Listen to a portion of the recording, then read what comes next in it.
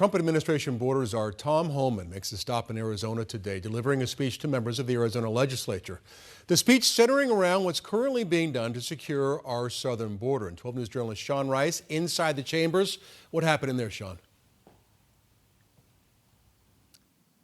Yeah, Troy, good afternoon to you. How was Homan received today? That's a question we've received, and it really, as with politics, it depends who you ask. Homan was invited here to Arizona by House and Senate Republicans to deliver a speech in front of a joint session of the Arizona legislature, really to update all of them on how the largest deportation operation in American history, as it's been billed, is currently going. But really, just seconds into Homan's speech, that's all it took for Arizona Democrats in both the House and Senate to stand up. They left the House chambers with white pieces of paper raised over their head. And on those papers, I'm told, it's people they believe have disappeared in federal custody. Now, Homan was invited here today to deliver this speech in Arizona by House Speaker Stephen Montenegro and Senate President Warren Peterson. Homan claimed during that speech that border crossings are down some 94% in the last 3 months.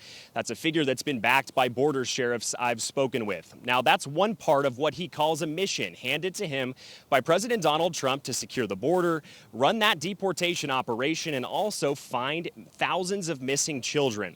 Homan made it clear Immigration and Customs Enforcement is prioritizing grabbing convicted criminals and who they deem to be national security threats. But anyone who is in Arizona or any other state in our union is also on the table for deportation. That means I got to send a whole team to the community to find the bad guy, and we will find him. And when we find him, many times he's with others who may not be a public safety threat, but here illegally. And ICE is going to arrest them because that is their job, that's the oath they took, and that's the laws of this nation. Now, as I mentioned, Homan barely said 2 words before this scene played out inside the House chambers. Several Democrats walked out of the room raising those white pieces of paper over their heads with names of people who they believe have disappeared in ICE custody. Outside in front of the Capitol, a small gathering of protesters made their voices heard, shouting at Republican lawmakers and those sheriffs as they walked by.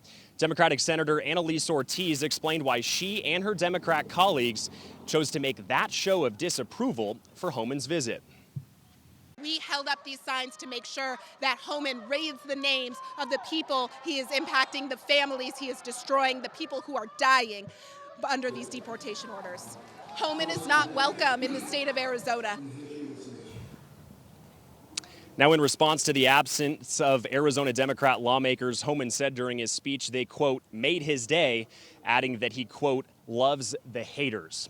Now, political grandstanding aside, and there was a lot of it here at the Arizona Capitol today, Homan did praise Arizona voters for voting into law a law that allows local law enforcement to query someone's immigration status when they stop them and they're accused of a crime. They can then work through that deportation process if they are deemed to be in the country illegally. He also praised another piece of legislation Republicans have championed called the Arizona ICE Act, which allows local law enforcement access to jails, or ICE rather, access to jails and prisons here in Arizona, again, to make that deportation process easier. That's a bill that is still going through the process here at the Arizona legislature. Now, he says that both of these acts, both of these pieces of legislation will really allow him and his team at ICE to help secure our southern border in a much quicker fashion. We're live here at the Arizona Capitol. Sean Rice, 12 News. You know, I think it's tough for a lot of voters to see how divisive we are, right? No matter what side you're on. And it doesn't seem overly productive if you're on the Democratic side to at least hear what your opposition has to say.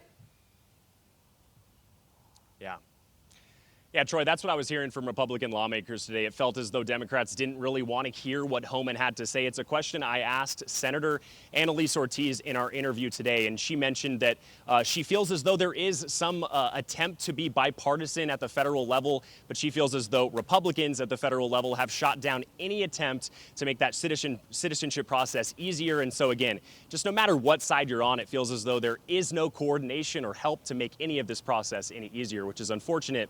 Maybe will change in the future. Yeah, the big gap between these two sides. Sean, thank you.